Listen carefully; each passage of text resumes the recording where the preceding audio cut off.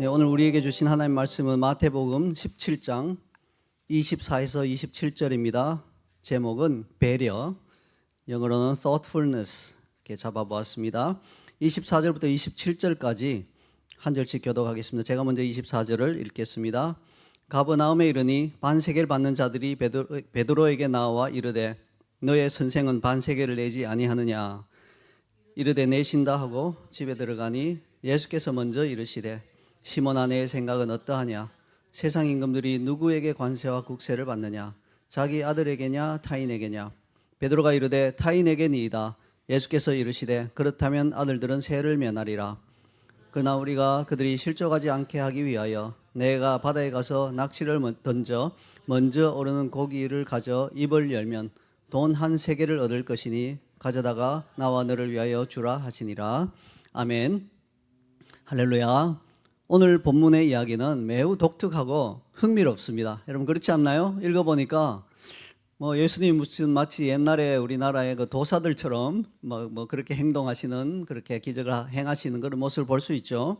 저는 개인적으로 이 이야기를 아주 좋아합니다. 여러분 어떤지 모르겠지만 예수님께서 공생의 기간에 많은 기적을 행하셨지만 이 이야기에 나오는 기적은 그 성격이 다른 모든 기적과 좀 다릅니다.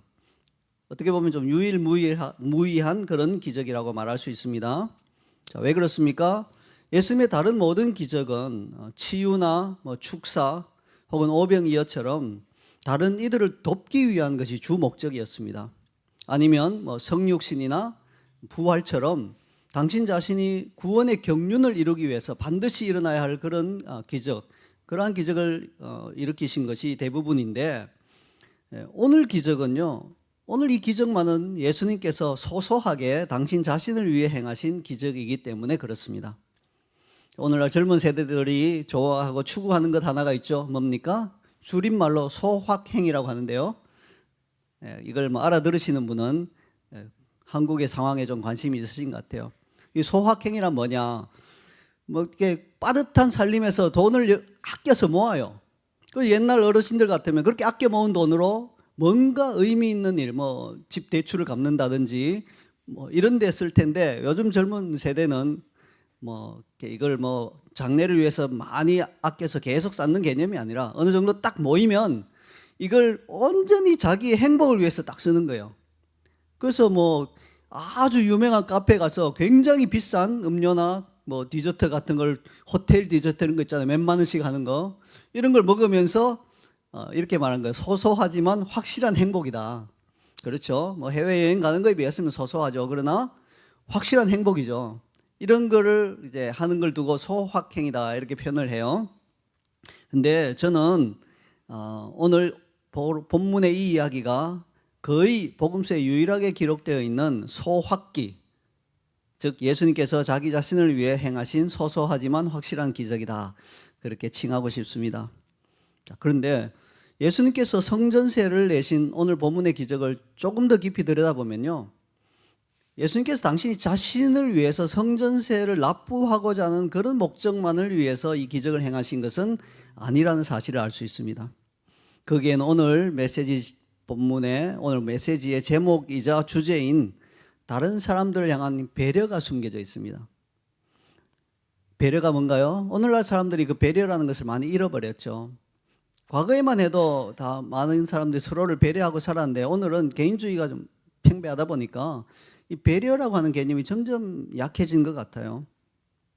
다른 사람들의 입장을 이해하고 그 사람을 위해 기꺼이 나를 희생해서 뭔가를 해주고자 하는 그런 사람이 많지 않은 것 같습니다. 사실 오늘날 사람들 보면 좀 전투적으로 살죠. 누가 나에게 조금만 찌르는 말 하거나 행동하면 그냥 나도 확 그냥 화를 내고자 하는 그런 자세로 살아가는 것이 오늘날 아니겠습니까? 그러나 참된 그리스도인이라면 다른 이들 향한 배려의 마음을 늘 지니고 있어야 합니다. 그것이 기본적인 디폴트가 돼야 돼요. 기본 바탕이 돼야 됩니다. 그것이 바로 우리 주님이 가지셨던 사람을 향한 배려의 마음, 이게 우리 주님이 기본적으로 가지셨던 마음이에요. 그럼 그 사람이 나한테 배려받을 만한 말이나 행동 안 하면 어떻게 합니까? 그 상관없어요. 오늘 본문 보세요. 예수님은 성전세 안 내냐고 몰아치는 사람까지도 다 배려해 주셨어요. 그래서 우리가 주님이 걸어하셨던 것처럼 나의 마땅한 권리를 주장하지 말고 타인을 향한 배려심을 언제나 가지는 그러한 방법을 오늘 본문을 통해서 배워보도록 하겠습니다. 이제 본격적으로 메시지를 시작하면서 예수님께서 이 기묘한 기적을 행하게 되신 배경을 알아보도록 하겠습니다. 본문 24절과 25절 상반절을 함께 읽겠습니다. 가버나움에 이르니 반세계를 받는 자들이 베드로에게 나와 이르되 너희 선생은 반세계를 내지 아니하느냐 이르되 내신다 하고 집에 들어가니. 자, 이 기적의 배경은 가버나움이라고 하는 도시입니다. 예수님의 사역의 중심지였죠. 근데 이제 웬일인지 몰라도 제자들과 예수님이 함께 다 있는 상황이 아니라 베드로만 따로 있는 상황이었습니다. 뭐 왜 그런지 몰라요. 근데 함께 다니는 상황이 아니라 베드로만 있는 상황이에요. 뭐 베드로의 고향이 가버나움이니까 베드로가 뭔가 볼 일이 있어서 나왔던 것 같아요. 그때 반세계를 받는 자들이 베드로에게 접근해서 말을 걸어왔습니다. 이번 명칭이 좀 재밌죠? 반세계를 받는 자. 뭐 어떤 사람들입니까? 이 사람들은 당시 성전세를 받는 사람을 의미했어요. 성전세가 반세겔이거든요. 예수님 당시 20세 이상의 모든 남자들은 출애굽기 30장에서 하나님께서 모세에게 명령하신 것 같이 매년 예루살렘 성전의 운영과 유지를 위한 반세겔의 성전세를 납부해야 했습니다. 자, 이와 같은 성전세는 매년 6월절 맞아서 예루살렘 성전에 방문했을 때 내는 게 원칙이지만 뭐 모든 사람이 올 수는 없잖아요. 못 오는 사람도 있는데 그러면 안 내느냐? 그건 아니고 지방마다 도시마다 출장 징수원을 임명해서 그 사람들이 찾아다니면서 6월절에 예루살렘 성전에 성전세를 안 낸 사람들을 명단이 다 있으니까 찾아다니면서 내라고 말하는 거예요. 그렇게 출장 징수원이 바로 반세겔 받는 자들, 그렇게 불렸던 겁니다. 자, 그래서 그들이 베드로에게 접근하여 너의 선생은 반세겔 내지 아니하느냐라고 추궁하며 물었던 것 같습니다. 반세겔 받는 자들의 말을 들은 베드로는 아마 기분이 상했던 것 같아요. 우리도 그렇지 않은가요? 누가 우리에게 다가와서 너의 아버지는 왜 이렇게 잘못을 지적하거나 너의 스승은 왜 이렇게 잘못을 지적하면 기분 나빠지죠, 자연스럽게. 그래서 베드로도 기분이 나빠졌던 것 같습니다. 아마 베드로에게 돈이 있었다면 당장 냈을 수도 있겠죠. 아이고 그거 내가 낸다 하고 냈을 수도 있겠네. 아마 돈이 없었던 것 같아요. 그러니까 내신다 이렇게 퉁명스럽게 말하고는 곧장 집으로 돌아온 것입니다. 아마 그 집은 가버나움에 있는 베드로의 집이었을 가능성이 높습니다. 거기 예수님과 다른 제자들이 머물고 계셨던 것이죠. 자, 이상의 상황을 우리가 이렇게 그려보면 우리는 그 당시 종교 권력자들이 이 성전세를 받는 것에 혈안이 되어 있다는 사실을 알 수 있어요. 매년 6월절 예루살렘 성전에 와서 사람들이 내는 것, 그것으로 만족하지 않고 내지 못한 사람들까지 일일이 징수원을 둬서 찾아다니면서 끝까지 다 받아내게 만들었다는 겁니다. 게다가 그 성전세를 받는 돈이 그 당시 통용되던 두로의 은전, 이게 이제 여러분 좀 기억하세요. 두로라고 하는 도시에서 발행한 은전인 세겔 동전으로 내라 이렇게 지정을 한 거예요. 좀 이상하죠? 로마 속국이니까 로마에서 발행한 정식 동전을 받는 게 아니라 왜 하필 한 지방 도시인 두로라는 곳에서 발행한 두로의 세겔로 받을까? 이걸 여러분이 좀 기억을 하셔야 됩니다. 이게 무슨 의미인지 알면 상당히 당황스러워질 거예요. 로마 정부가 발행한 다른 동전들도 있는데 왜 하필 두로라고 하는 지역에서 발행한 동전이었을까요? 오늘날 한국의 상황으로 대입해서 말하자면 한국은행에서 발행한 500원, 1000원 이런 게 아니라 지역 화폐로 내라 이렇게 말한 거예요. 성남시의 지역 화폐로 내라 이런 식으로 말한 거예요. 이상하잖아요. 누가 생각해도 이상하죠. 근데 거기에는 이유가 있어요. 모든 일에는 다 이유가 있는 거예요, 여러분. 하나님께서 출애굽기에서 명령하신 성전세는 은으로 약 5.7g이었습니다. 그래서 이렇게 찾아보니까 로마의 다른 동전들은 다 무게가 안 맞는 거예요. 12g, 15g 이렇게 되고 어떤 거는 3g 이렇게 되니까 이걸 내서는 안 맞는 거예요, 무게가. 근데 공교롭게도 두로에서 발행한 세겔은 6g이었어요, 약. 그러니까 이제 받는 입장에서는 거의 비슷하죠. 게다가 5.7g 받으면 되는데 뭐 6g이니까 0.3g 더 받는 거예요. 뭐 더 받아서 문제될 건 없잖아요. 그러니까 뭐 귀찮으니까 다른 거 뭐 발행하든지 뭐 하면 어려우니까 그냥 두로의 세겔로 내라. 그걸로 받아주마. 이렇게 말한 거예요. 사실은 그거 전용을 하는 동전을 만들어야 되죠. 근데 그걸 안 만들고 두로의 세겔로 내라 한 거예요. 은화로. 자, 근데 큰 문제는 없어 보이죠? 아니 뭐 어쨌든 뭐 그 돈 바꿔서 내면 되는데 그게 뭐 문제입니까? 할 수 있는데 사실은 큰 문제가 있어요. 여러분 그림을 한번 띄워주세요. 그 그림에 보면 여기 두로의 반세겔 동전 앞면에는 두로의 신 밀가트로, 이게 밀가트로라고 하는데 이렇게 헬라 말로 로마식으로 표현하자면 헤라클레스예요. 헤라클레스. 신이죠. 신의 그런 모습이 조각되어 있는 거예요. 그리고 뒷면에는 독수리의 이미지 있습니다. 독수리의 신상이에요. 그 당시 신들의 가장 보편적인 이미지가 바로 독수리 신상입니다. 그러므로 이 동전은 사실 하나님의 거룩한 성전고에는 결코 들어오면 안 되는 이방신의 이미지를 담은 동전이었습니다. 그러나 당시 종교 지도자들은 편의성이라는 이유로 10계명의 제1계명과 제2계명을 정면으로 위배하는 이 이방 동전을 그냥 성전세로 내라 이렇게 받아서 스스럼 없이 성전고에 들여놓았던 겁니다. 이는 당시의 종교 권력의 타락상을 보여주는 모습이 아닐 수 없습니다. 자, 배경 설명은 여기까지 하고 이제 다시 본문으로 돌아가 보겠습니다. 밖에서 이런 사건을 겪은 수제자인 베드로가 의기소침해서 혹은 기분 나빠하면서 집에 들어오자 예수님께서는 베드로의 상한 감정을 배려해서 베드로가 어떤 말을 하기 전에, 입을 열기 전에 먼저 예수님이 이 주제에 대해서 말씀을 꺼내셨습니다. 25절 하반절과 26절을 함께 읽겠습니다. 예수께서 먼저 이르시되 시몬아 내 생각은 어떠하냐? 세상 임금들이 누구에게 관세와 국세를 받느냐? 자기 아들에게냐 타인에게냐? 베드로가 이르되 타인에게니이다. 예수께서 이르시되 그렇다면 아들들은 세를 면하리라. 여러분, 배려라고 하는 것이 바로 이와 같은 것입니다. 상대방의 감정과 기분을 미리 알아차리고 그 사람에게 가장 위안이 되는 방식으로 접근하는 것입니다. 먼저 접근하는 것, 이게 바로 배려입니다. 물론 우리는 이렇게 말할 수 있어요. 아니 뭐 예수님이니까 베드로가 밖에서 어떤 일을 당했는지 아시고 먼저 말씀을 꺼낼 수 있지, 뭐 우리는 그게 안 되잖아요. 그렇게 항변할 수도 있을 거예요. 그러나 우리가 누군가를 배려하기 위해서는 그 사람이 어떤 일을 당했는지, 어떤 험한 꼴을 당했는지 샅샅이 알아야 되는 건 아니에요. 그냥 우리가 그 사람에 대한 관심만 있다면, 사랑만 있다면 그 분위기를 보면 알잖아요. 인상을 보면 알잖아요. 아, 이 사람이 뭔가 어떤 일을 당하고 왔구나, 그걸 느낄 수 있잖아요.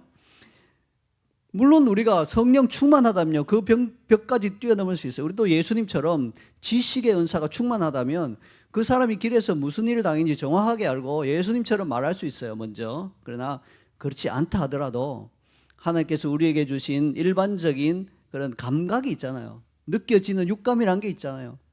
그 사람에 대한 관심만 있으면, 야, 내가 이 사람에게 언제 이 사람 배려하는 방식으로 접근해서 어떤 말을 해야 될지를 어렴풋이 알 수 있다는 말입니다. 그리고 이 배려라고 하는 것은 자꾸 하다 보면 더 능숙하게 할 수 있게 돼서 나중에는요, 굉장히 적합한 상황에서 적합한 말을 할 수 있게 되는 겁니다. 안 해서 그렇지. 노력하면 지식의 은사가 없어도 다 할 수 있는 거예요. 우리가 예수님 같지 않아도 할 수 있습니다. 어느 선까지는. 자, 이렇게 말씀드리면 목사님은 뭐 다른 사람들에게 배려 잘 하시나요? 또 이렇게 질문하실 수 있습니다. 이 질문에 대해서 저는 뭐 입이 10개라도 할 말은 없습니다. 저 역시 다른 사람에 대하여 배려를 잘 하는 사람이 아니기 때문에 그래요. 물론 저는 나름대로 배려는 한다고 하는데 먼저 배려하기 위해서는 뭐 그 사람의 감정이나 이런 걸 잘 캐치해야 되잖아요. 그 부분이 약한 거예요. 캐치만 되면 배려는 어느 정도 남들보다는 더 잘 하는 것 같은데 그 캐치가 잘 안 되니까, 제가 경상도 남자라서 그래요. 약한 부분이죠. 또 나이도 뭐 중년 이상 넘기면 아저씨들이 그런 거 잘 모르잖아요. 또 아버지에게서 배운 것이 좀 별로 없고 해서 우리 돌아가신 아버지께는 죄송한데 이런 부분에 대해서는 아버지께서 좀 무뚝뚝하셔서 저는 아버지보다는 잘한다고 생각하는데 이제 객관적으로 보면 많이 약한 것이죠. 근데 한 가지 더 변명하자면 우리의 기준은 예수님이 돼야 합니다. 우리 사랑하는 성도 여러분들도 이런 메시지를 들으실 때 아니, 목사님이나 잘하세요. 이런 태도로 들으면 은혜가 되지 않아요. 들은 메시지를 삶에서 실천하기도 어렵습니다. 그러니까 목사인 저도 제 약한 부분을 알고 메시지를 전하면서도 양심의 찔림을 받고 고치려고 노력해요. 삶에서. 그런 것처럼 여러분도 메시지 자체에서 예수님이 보여주신 배려를 보고 또 배우고 또 실천하시기를 권해드립니다. 다시 본문으로 돌아와서 베드로가 입을 열기 전에 먼저 말씀을 시작하신 예수님은 베드로가 그렇게 의기소침하거나 기분 나빠할 이유가 전혀 없다는 사실을 자세한 설명을 통해서 친절하게 말씀해 주십니다. 여러분, 배려란 것이 바로 이런 것이죠. 그냥 베드로야 힘 좀 내 하고 어깨 한번 툭 치는 게 아니라 이 사람에게 정확히 필요한, 이 사람이 격려를 받을 만한, 납득을 해서 마음이 풀어질 만한 그러한 말과 행동으로 그 사람에게 접근하는 게 올바른 배려인 것입니다. 물론 모른 척하고 있는 것보다 아유 기운 내 하는 게 훨씬 낫죠. 그러나 더 나은 배려는 그 사람이 왜 마음이 상했는지, 왜 기분 나빠하는지 이런 것을 알고 그걸 풀어줄 수 있는 방식으로 구체적으로 접근하는 것입니다. 자, 예수님의 경우에는 당신이 실제로는 성전세를 낼 필요가 전혀 없는 분이라는 사실을 설명해 주었습니다. 자, 그런데 예수님께서 베드로에게 하신 이 말씀을 오늘날 민주주의 체제 하에서 해석하면 안 돼요. 우리 민주주의 체제 하에서는 대통령도 세금 내야 돼요. 왜냐하면 세금 걷는 주체가 국민이니까 국민이 한 사람으로서 당연히 내야 되죠. 대통령도 다 내야 됩니다. 대통령도 월급 받잖아요. 거기서 세금 다 떼서 내야 되는 건 사실이에요. 그러나 예수님 시대에 그때는 왕은 세금 낼 필요가 없어요. 그때 세금을 걷는 주체는 왕이에요. 또 그의 일가예요. 왕가예요. 왕가가 세금을 거두어서 받는데 왕이 자기가 받을 세금을 왜 자기가 내고 또 받아요? 아무 이유가 없죠. 그래서 당연히 왕은 세금을 안 내는 것입니다. 그러니까 예수님 역시 왕이시잖아요. 성전의 주인이시잖아요. 하나님의 아들이시잖아요. 그러므로 당연히 세금을 낼 필요가 없는 거예요. 그리고 예수님이 지정하는 그 제자들은 직계 가족은 아니더라도 얼마든지 세금을 면제할 권리가 있으셨어요. 여러분 기억나세요? 사무엘상에 보니까 골리앗을 죽인 자에게는 왕이 어떻게 해주기로 했나요? 몇 가지 중에 세금을 면제해 주겠단 말이 있죠. 그러니까 왕은 얼마든지 자기 명령으로 너는 세금 면제다 하면 그 사람은 면제한 거예요. 그만큼 왕에게 그런 권한이 있었어요. 그러니까 예수님 말씀의 요지는 그거예요. 나는 성전의 왕이다. 아니 왕이 무슨 세금을 내냐. 그리고 왕이 지정한 사람도 세금 안 낸다. 그러니까 우리는 사실 세금 낼 필요가 전혀 없다. 성전세 낼 필요가 없다. 베드로야 너무 기분 나빠하지 말아라. 그렇게 베드로의 감정을 다 풀어주시는 거예요. 하나하나 설명해 주시면서 납득이 됐겠죠. 예수님이 꼭 그렇게 해야만 하셔서 했나요? 아니죠. 베드로의 상한 감정을 먼저 읽으시고 풀어주기 위해서 먼저 접근하셨잖아요. 배려란 것이 바로 이런 것입니다. 의무가 아니에요, 사실은. 상대방을 향한 사랑의 표현인 것이요. 그때 상대방은 감동을 받는 거예요. 아, 이 사람이 꼭 해야 되는 것도 아닌데, 아, 나를 위해서 이렇게 친절하게 내 기분을 풀어주기 위해서 이렇게 노력하는구나. 그 사실 자체로 감동을 받는 거예요. 그게 상한 감정이 완벽하게 치유받는 방식으로 설명하면 더 좋겠지만 그게 아니더라도 노력하는 모습 자체에서 감동을 받고 마음이 풀어지는 것이에요. 자, 그런데 예수님은 당신의 제자인 베드로를 배려하여 그 상황을 그에게 친절하게 설명해 주시는 선에서 그치지 않습니다. 이렇게 베드로에게 잘 설명해 주면 베드로는 이해하고 아유 선생님 알았습니다. 우리 낼 필요가 전혀 없는 것이었군요. 내가 그렇게 기분 나빠할 또 감정이 상할 이유가 아니었겠군요 하고 마음의 평안을 얻을 수 있을 겁니다. 그런데 여러분 생각해 보세요. 만에 하나 베드로가 다음에 또 나가서 이 반세계를 받는 사람과 마주쳤다고 칩시다. 그러면 틀림없이 그 반세계를 받는 사람들이 이거 아까 전에 말했는데 왜 안 내고 있어 하고 나올 때 베드로가 우리 선생님 말씀에 우린 낼 필요가 없다 하던데요. 이렇게 나오면 어떤 일이 벌어지겠어요? 그 반세계를 받는 자들이 너희 선생님은 성전의 왕이시냐? 알았다 이럴까요? 아니죠. 그게 무슨 소리야 하면서 또 싸울 거 아니에요. 싸움이 일어날 거잖아요. 그러니까 예수님은 결정하신 거예요. 베드로가 혹시 다 장차 또 만나서 또 불필요한 어떤 이런 일에 휘말려서 길거리에서 언성을 높일 것을 대비해서 그냥 내고 말자, 내자, 낼 필요 없지만 내자 이렇게 결정하신 거예요. 근데 그 내는 방법이 이제 기묘한 기적을 사용하는 거죠. 27절을 함께 읽겠습니다. 그러나 우리가 그들이 실족하지 않게 하기 위하여 내가 바다에 가서 낚시를 던져 먼저 오르는 고기를 가져 입을 열면 돈 한 세겔을 얻을 것이니 가져다가 나와 너를 위하여 주라 하시니라. 네, 하나님의 아들이신 예수님은 당연히 권리 주장하실 수 있었지만 뭐 사람들은 아직 그걸 전혀 모르니까 오해하고 받아들이지 못할 것이기 때문에 그래서 그들로 실족하지 않게 하기 위해서, 여기 실족하지 않게 하는 말은 영어로 보면 offend, 그들이 기분 나빠하고 열받아 하지 않게 하기 위해서 그냥 내자, 일단은 내라. 그게 예수님의 태도였다는 겁니다. 그들을 배려하신 거예요. 당연히 안 해도 됩니다 이렇게 나오면 그들이 뭐 화내면서 또 멱살잡이 할까봐, 또 베드로도 보호하기 위해서 그들도 기분 나빠하지 않도록 양쪽을 다 배려해서 성전세를 내기로 결정하신 것이에요.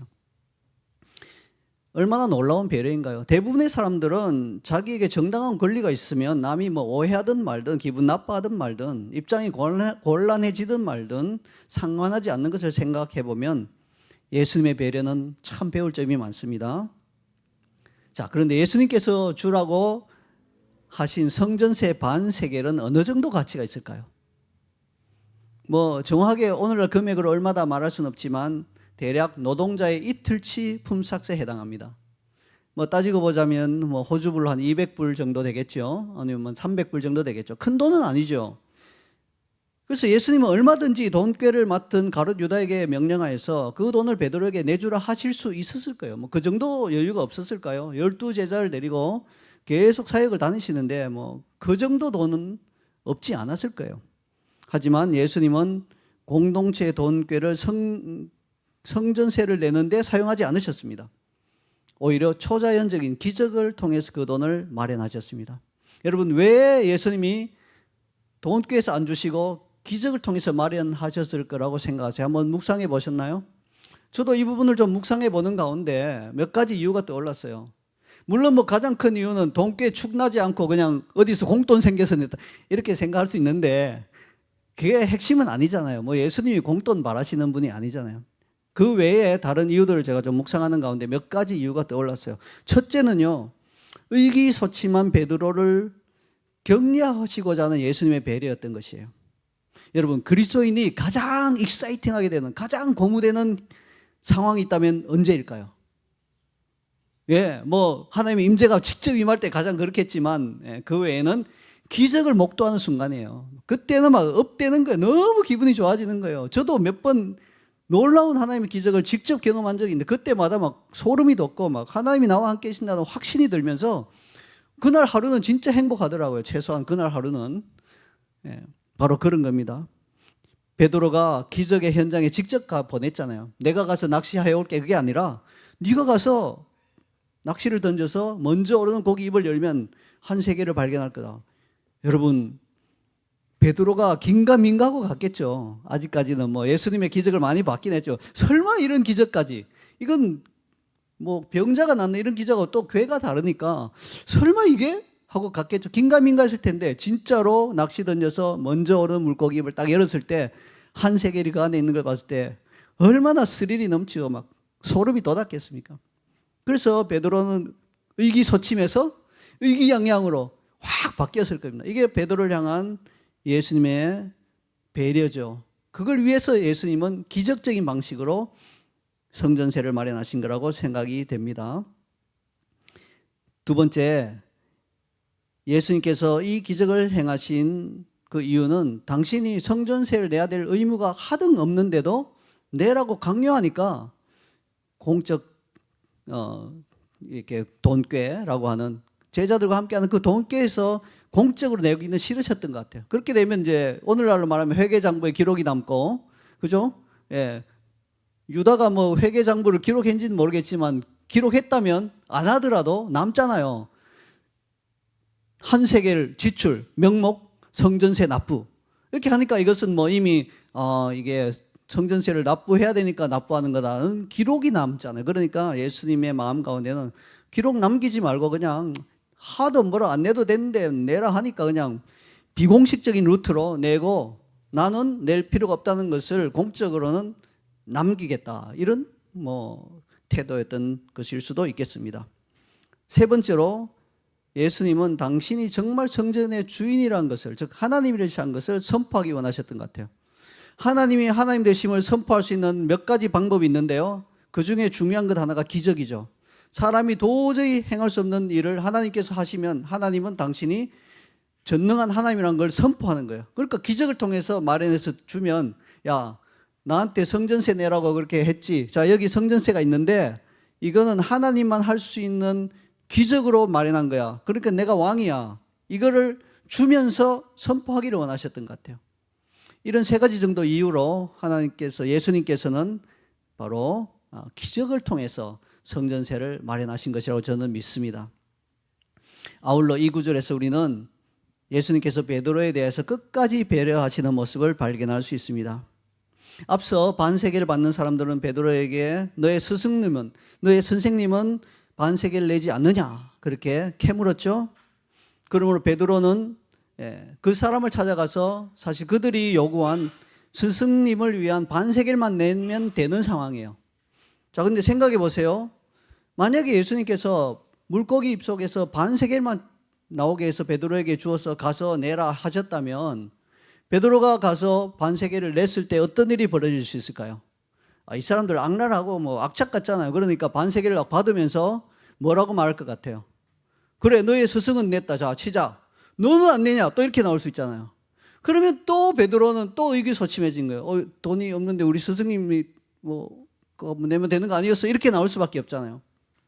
그래서 예수님께서는 그런 상황까지도 염두에 두시고 아예 베드로의 목까지 그들이 요구하지 않았지만 아예 한 세계를 들려주신 거예요. 그러니까 가서 예서하고 우리 선생님 거, 내 거 이러면 그런 일이 벌어질 일이 없잖아요. 그러니까 베드로를 또 배려하신 거예요.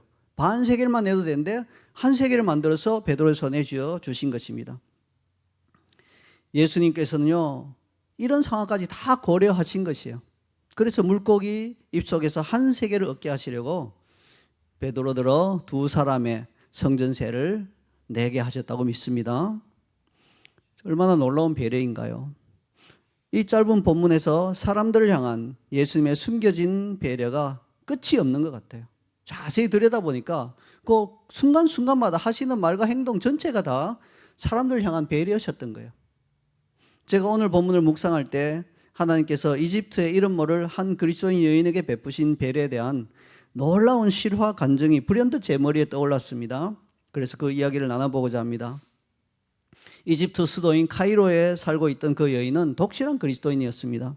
그런데 남편은 무슬림이고요. 또 아내가 그리스도인이라는 것을 굉장히 싫어하고 있고요. 틈만 나면 싸우고 그것 때문에 말다툼이 일어나고 이혼하자 하기도 하고 그랬어요. 그런데 어느 날 아침에는 특히 심하게 싸웠답니다. 남편이 물건을 집어던지고 화를 내고는 엄청 화를 내더니 큰 소리로 이렇게 말하고 현관문을 꽝 닫고 나갔답니다. 이제는 정말 당신하고 난 이혼이야. 이렇게 하면서 문을 꽝 닫고 나갔대요. 그리스도인 아내는 이혼이 그렇게 두렵진 않았지만 갈라서자면 어쩔 수 없다는 생각은 있지만 하나님을 대적하는 남편의 영혼이 불쌍해서 그를 위해 계속해서 기도해왔고 또 그날도 특별히 더 기도했다고 합니다. 자, 근데 이제 그날 오후에 식탁을 차리기 위해서 시장에 나갔답니다. 시장을 나가서 돌아다니고 이렇게 뭘 사고 오늘 저녁에는 물고기를 좀 이렇게 사서 요리를 해야 되겠다 그렇게 생각하고 남편이 물고기 좋아하니까 남편이 혹시 기분이 나쁘면 좀 풀어줘야 되겠다 싶어서 보니까 나일 퍼치란 게 있어요. 나일강에 서식하는 대형 농업과 민물고기인데요. 흔하게 잡힙니다. 나일강에서. 그래서 나일 퍼치 한 마리 큰 게 있어서 잡아와서 집에 가져온 거예요. 그리고 이제 저녁 식사 준비를 하려고 이렇게 준비를 하고 있는데 남편이 여전히 화가 난 채로 직장에서 집으로 돌아온 겁니다. 그리고는 거실에 앉아서 여전히 화를 내고 있어요. 기분 나빠하고 있고. 그런데 부엌에서 물고기를 손질하던 아내가 갑자기 와 하고 비명을 질렀어요. 와 하고 굉장히 큰 소리로 이렇게 비명인지 감탄인지 뭘 지른 거니까 남편이 아내가 손을 베었나 싶어서 그래도 응급조치는 해줘야 되잖아요. 이혼할 값이라도. 그래서 막 달려온 거예요, 부엌으로. 근데 아내가 남편을 보고 여보 이러면서 물고기 입을 가리키는데 보니까 물고기 입에 좀 벌려져 있는데 그 안에 결혼 반지가 들어있는 거예요. 결혼 반지가. 그 모습을 본 남편은 커다란 충격에 휩싸였습니다. 사실 그 남편은 그날 아침에 문을 꽉 닫고 나가면서 직장을 이제 걸어서 출근하는데, 직장까지 가려면 나일강을 건너야 하는데 나일강에 다리가 여러 개 놓여 있어요. 한강에 다리가 많이 놓인 것처럼 근세 와서는 나일강에 다리가 많이 놓였어요. 저희도 이집트 갔을 때 나일강 한 다리 위에 올라가 본 적이 있습니다. 건너갈 만해요. 나일강 다리 한중간에 왔을 때 그 분을 참지 못해서 결혼 반지를 확 빼면서 나일강에 집어 던졌대요. 그러면서 하늘 향해서 삿대질하는 거예요. 하나님이란 분이 계시면 오늘 내로 이 반지를 나한테 돌려줘 보라고. 그거 못 돌려주면 나는 완전히 이혼이고 끝장이라고. 뭐 좀 돌려줘봐요 하면서 그 화를 내고는 직장에 간 거예요. 그리고는 직장을 갔다가 집에 돌아왔는데, 아니 그 물고기, 아내가 시장에서 사온 물고기 입속에서 자기가 아침에 집어 던졌던 그 결혼 반지가 나온 거예요. 그 엄청난 충격을 받고, 오, 하나님께 살아계시다는 그런 확신을 갖거든요. 그 자리에서 눈물을 흘리면서 예수님을 영접하고 아내와 화해했다는 그런 간증을 제가 들었습니다. 이게 실화 간증인데요. 몇 년 전에 제가 이 간증을 들을 당시 저는요, 소름이 돋았어요.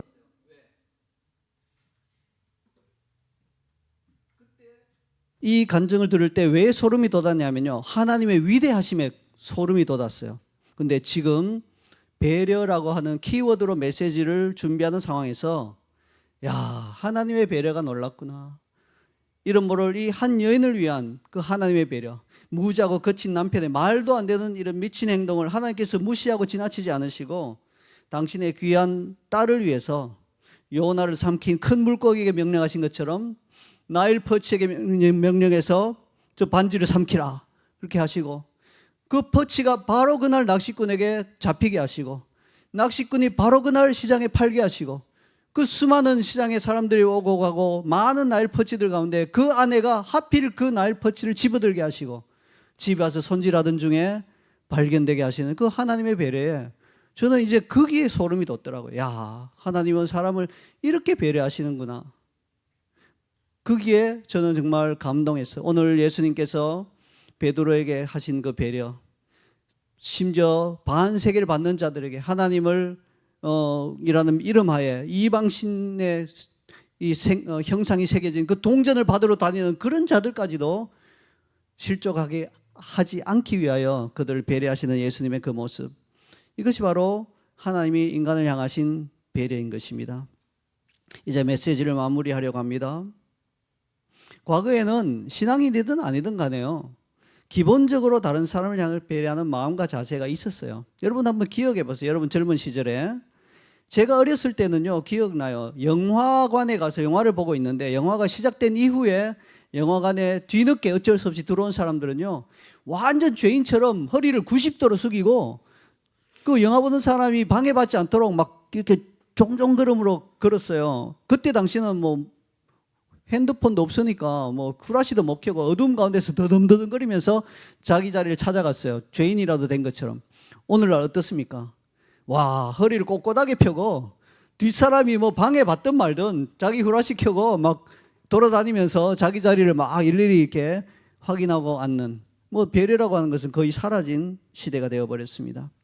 이거 하나만 봐도 상징적으로 우리 사회에서 배려라고 하는 미덕이 얼마나 많이 사라져버렸는지를 알 수 있습니다. 그러나 오늘 본문을 기억하십시오. 예수님은 의기소침한 베드로를 거듭해서 배려해 주시고, 또한 자신에게 부당하게 성전세를 징수하려는 자들에게까지도 배려해 주시는 모습을 보여주셨습니다. 그 예수님은 오늘 메시지를 통해 우리에게 이렇게 말씀하신 것 같습니다. 낚시로 잡은 물고기 입에서 반세겔이 나오는 기적에 놀라고 감동하는 것보다 내가 사람들을 어떻게 배려하는지 너희가 보고 배우기를 원한다. 나를 따르고자 하는 자들은 나처럼 다른 사람들을 배려하는 삶을 살아야 한다. 그것이 너희가 지고 가야 할 십자가의 한 부분이다. 예수님께서 아마 그렇게 이 본문을 통해서 우리에게 말씀해 주시는 것 같습니다. 오늘 예수님의 이 메시지가 우리 모두를 조금 더 배려의 사람으로 만들게 되기를 간절히 소망합니다. 아멘. 우리 오늘 들으신 말씀 한번 보시면서 읽으시면서 하나님 저를 예수님을 닮은 배려의 사람으로 만들어 달라고 우리 한번 결단하며 기도하며 나가기를 원합니다. 여러분 단순히 그렇게 그냥 하나님 배려의 사람으로 되게 해주세요, 이렇게 기도한 것도 좋지만 더 나아가서 하나님 오는 한 주간 가운데 제가 정말 구체적으로 어떤 사람들에게 이런 배려의 실행을 하게 해달라고 그런 힘을 주시고 기회를 주시도록 우리 한번 기도하며 나가도록 하겠습니다. 하나님 감사합니다. 하나님, 예수님께서 이 땅에 사실 때 하나님, 베드로가 그렇게 실망하고 왔을 때 하나님 그에게 배려하여 하나님 기적적인 방법으로 하나님 당신이 성전의 주인이심에도 불구하고 베드로에게 성전세를 내라고 그렇게 배려해 주셨습니다. 반세계를 받는 자들에게까지도 배려해 주신 그 예수님, 주님, 당신의 그 반세계만 요구하는 그 요구에 한 세계를 쥐어주시며 혹시라도 베드로가 무한 또 다치 당하지 않도록 배려해 주시는 그 예수님, 그 예수님의 배려심을 우리가 배우기를 원합니다. 하나님, 이집트에 이름을 한 그리스도인 여인을 배려하신 우리 하나님, 그 하나님의 배려가 여기까지 있어 우리에게도 하나님이 배려해 주셨음을 감사합니다. 하나님, 이제는 우리가 하나님의 놀라운 배려를 받은 자들로서 베드로처럼 이제는 다른 사람들 향한 배려, 우리도 정말 이웃과 친척과 다른 사람들 향한 배려를 실천하는 그리스도인이 되게 하여 주시옵소서. 하나님, 우리가 이것이 우리가 몸에 익지 않고 잘 할지 모르는 자들입니다. 그러나 하나 작은 배려를 실천할 때 둘, 그 다음으로 더 큰 배려를 실천할 수 있는 자가 될 것입니다. 오늘 본문의 말씀을 우리 깊이 새기게 하시고 이 말씀 가운데 예수님이 어떤 놀라운 기적으로 행하셨는가 보다는 오히려 어떤 놀라운 배려로 사람들을 대하셨는가를 깊이 배우는 그러한 본문 되게 하여 주시옵소서. 감사합니다. 하나님 감사합니다. 하나님이 우리에게 베풀어 주신 놀라운 배려, 예수님께서 공생의 기간 동안 이 땅을 살면서 베풀어 주신 놀라운 배려들을 하나님 오늘 이 본문에서 한 조각을 보게 하심을 감사합니다.